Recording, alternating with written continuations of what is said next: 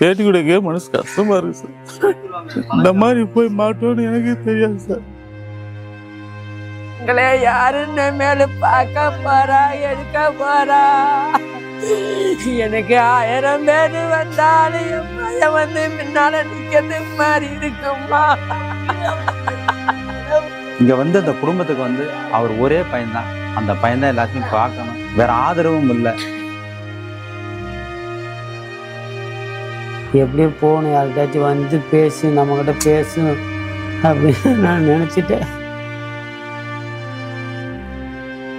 நீ படிசாமி, நான் எது வேணாலும் உனக்கு பார்க்குறேன்னு சொல்ல சார். இன்னைக்கு என் பிள்ளைக்கு ஒரு ஆதரவுக்கு ஆள் இல்லை சார். எனக்கு அவன் கொல்லி வைப்பான்னு நினைச்சேன். எனக்கு என் புருஷன் வச்சுட்டு வந்து உட்காந்துருக்காரு சார். எங்களால் எதுவும் பண்ண முடியல சார்.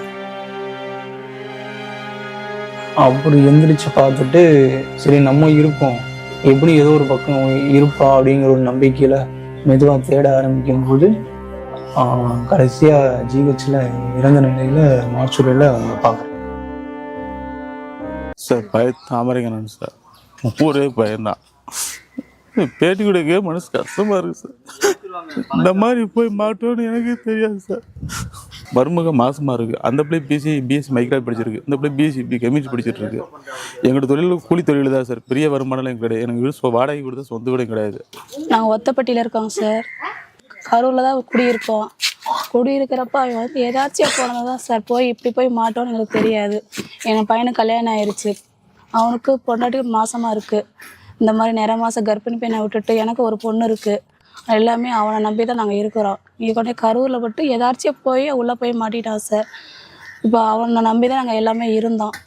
கடைசியில் எங்களெல்லாம் அம்பான் விட்டுட்டு போயிட்டான் சார். எங்கன்னா அரசாங்கம் பார்த்து நீங்கள் நல்லா உதவி பண்ணணும் சார்.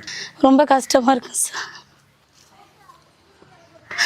நான் இருக்கிறம்மா, கவலைப்படாதம்மா எவ்வளோ ஆறுதல் சொன்னான் சார். இப்போ வந்து எனக்கு ஆறுதல் சொல்ல ஆள் இல்லை சார்.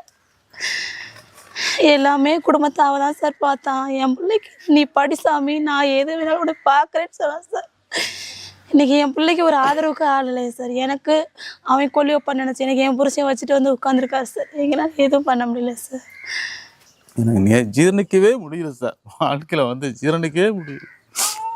எப்படித்தான் நான் மறக்கிறேன்னு நைட்டும் படுத்தா காலைல படுத்து தூக்கமே வர மாட்டேங்குது. நீங்களே போட்டால் பார்த்துருப்பீங்கன்னு நினைக்கிறேன், பையனை பார்த்துருப்பீங்கன்னு நினைக்கிறேன். ஆனால் ஜீரணிக்கவே முடியல.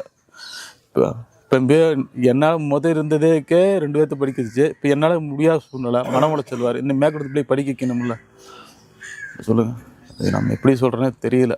என் மச்சன் வந்து ஏற்கனவே வந்து கட்சியில் இருந்தாருங்க சார். ஏடிஎம்கில் இருந்தார்.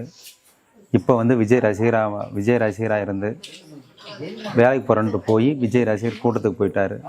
கூட்டத்துக்கு போயிட்டு வந்து கூட்ட போய் நெரிச்சலை இறந்த பின்னால் தான் எங்களுக்கு ஒரு 7 மணிக்கு ஃபோன் பண்ணாங்க. இந்த மாதிரி வந்து நாங்கள் ஃபோன் பண்ணால் அவர் ஃபோன் பண்ணால் ஃபோனே எடுக்கலைங்க. அவர் யார் எடுத்தால் வேற ஒரு ஆள் எடுத்து வெற்றின்னு சொல்லி ஒருத்தர் எடுத்தாப்புல. ஏப்போ அந்த செல்லுக்காரர் எங்கே போயிட்டாருன்னு கேட்டதுக்கு நான் செல்லு கீழே இருந்து எடுத்திருக்கேன், அவர் எங்கே போயிட்டாருன்னு தெரியல அப்படின்னு சொல்லி சொன்னாப்புல. திரும்ப ஒரு 1/2 மணி நேரம் கழிச்சு ஃபோன் பண்ணால் அவர் என்ன சொல்கிறாரு, அண்ணா ஆம்புலன்ஸ் ஏற்றிட்டு போனாங்க ஒரு 5 பேர்த்த, யார் என்னாலும் தெரியல, நீங்கள் ஆம்புலன்ஸில் போய் பாருங்க அப்படின்னு சொல்லி சொன்னாருங்க சார். சொன்ன பின்னால் சரி ரைட்டு அப்படின்னு சொல்லி நாங்கள் திருப்பூர் வந்து பார்த்த பின்னால தான் இவர் இறந்தது எங்களுக்கு தெரிய வந்தது. இங்கே வந்து அந்த குடும்பத்துக்கு வந்து அவர் ஒரே பையன்தான். அந்த பையன்தான் எல்லாத்தையும் பார்க்கணும். வேற ஆதரவும் இல்லை. கரண்ட் வசதி கூட இந்த காலத்தில் கரண்ட் வசதி கூட இல்லாமல் இருக்கிறாங்க சார் இந்த வீட்டில். தம்பிக்கு பிறந்தநாள் 3ஆம் தேதி பிறந்தநாள் வருதுங்கிறதுக்காக ட்ரெஸ் எடுக்கிறதுக்காக கரூர் பள்ளப்பட்டி மாமியார் வீட்டில் போயிட்டு அவங்க வர சொல்லி நாங்கள் பார்த்துட்டு கரூருக்கு தம்பியை விட்டுட்டு கரூருக்கு 2 பேரும் ட்ரெஸ் எடுக்கிறதுக்காக போகிறோம். அப்போ அங்கே போகும்போது இந்த மாதிரி விஜய் வராருங்கிற தகவல் கேள்விப்படுறோம். வீட்டில் வந்து அவங்க வந்து தீவிர விஜய் ஃபேன். அதனால் எங்களோட பர்ச்சேஸ்லாம் முடிச்சுட்டு அங்கே போகும்போது நான் பார்த்துட்டு போகணும் அப்படின்னு ஆசைப்பட்றாங்க.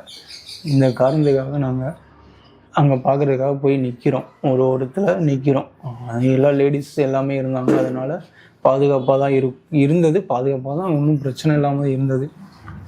நின்றுக்கிட்டு இருந்தோம். அந்த ஒரு 5 மணி ரேஞ்சுக்கு மேலே போகும்போது கொஞ்சம் கூட்டம் அதிகமாக ஆரம்பிச்சது. அந்த வண்டி பக்கத்தில் வரவும் கூட்டம் கண்ட்ரோல் பண்ண முடியாமல் நிலை தடுமாறி சரியிறாங்க. எல்லோரும் சரியிறாங்க. அந்த கூட்டத்தில் நாங்களும் மாட்டிக்கிட்டதில் அந்த வண்டி என்ட்ராகும் போதே நாங்கள் விழுந்துடுறோம். அது விழுந்ததுக்கப்புறம் என்ன ஆகுதுன்னே தெரியல. அப்புறம் அவர் விஜய் வந்துட்டு போனது அதெல்லாம் எதுவுமே எங்களால் பார்க்க முடியல. நான் ஒரு 2 மணி நேரத்துக்கு அப்புறம் 11 மணி 10 ரேஞ்சில் எழுந்திரிச்சு பார்க்கும்போது அந்த இடத்துல வெறும் செருப்பு மட்டும்தான் இருக்குது. நான் இருக்கேங்கிறதே எனக்கே தெரியல. அப்புறம் எந்திரிச்சு பார்த்துட்டு சரி நம்ம இருக்கோம், எப்படி ஏதோ ஒரு பக்கம் இருப்பா அப்படிங்கிற ஒரு நம்பிக்கையில் மெதுவாக தேட ஆரம்பிக்கும்போது கடைசியாக ஜிஹெச்சில் இறந்த நிலையில் மார்ச்சுரியில் அவங்க பார்க்குறேங்க. இப்போ அம்மாவுக்கு நீங்கள் தகவல் சொல்லிட்டீங்க உடனே? அவங்களுக்கெல்லாம் முன்னாடியே தெரியும். எனக்கு தான் சார் லேட்டாக, உங்களுக்கு 12:30 மணிக்கு தான் அதை நான் இப்போ வந்து அவங்ககிட்ட இருந்த ஃபோன் வச்சு சொல்லிட்டாங்க? இல்லைங்க, நான் தேடி ஒவ்வொரு ஹாஸ்பிட்டலாக போயிட்டு கடைசியாக ஜிஹெச்சுக்கு போகும்போது அங்கேயும் பார்க்க முடியல. அதுக்கப்புறம் ஒரு சந்தேகத்தில் தான் ஃபோட்டோ வச்சுட்டு மார்ச்சுரிக்கு போகிறேன். சரி. அவங்க அப்போ ஃபோட்டோ வச்சுருந்தாங்க. அப்போ தான் கன்ஃபார்ம் பண்ணிவிட்டு 12:30 மணிக்கு தான் எனக்கு தெரியுது. அதுக்கப்புறம் தான் நான் எல்லாத்துக்கும் ஃபோன் பண்ணணும் ட்ரை பண்ணும்போது என் ஃபோன் சுவிட்ச் ஆஃப் ஆகிடுச்சு. இவங்க அங்கே வந்து என்னை தேடி தான் கண்டுபிடிக்கிறாங்க.